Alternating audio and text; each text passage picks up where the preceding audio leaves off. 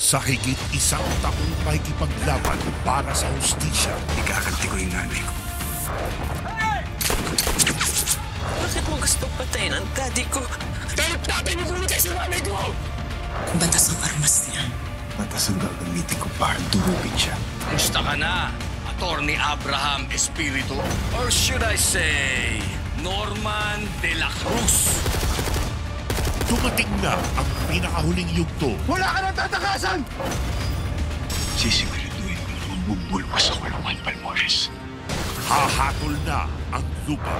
Cortes found the accused Benito Balmores guilty beyond reasonable doubt. We're not done yet. I'll be back. Kaya pumapit ka na sa huling 4 na linggo. Nakita na si Miguel.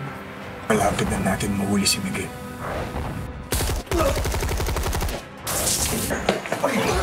Huling tapatan na.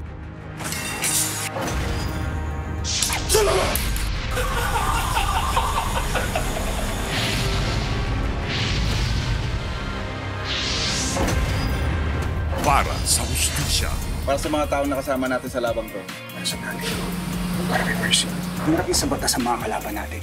Kailangan kong panagutan lahat ng kasalanan na ginawa ko. Kailangan ko na rin humarap sa batas. Para sa pamilya.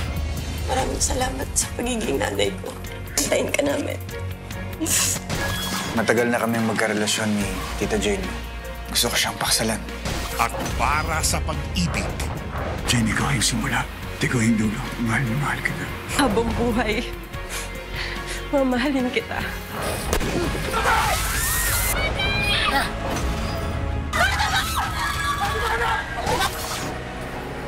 Tahan mo si Norman! Coach, hawak na namin si Fatima. Good. Fatima! Ikaw ko better na.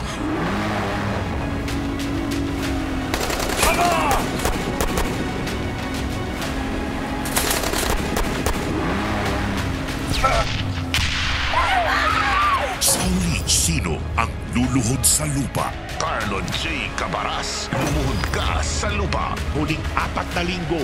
Weeknights, pagkatapos ng Frontline Pilipinas.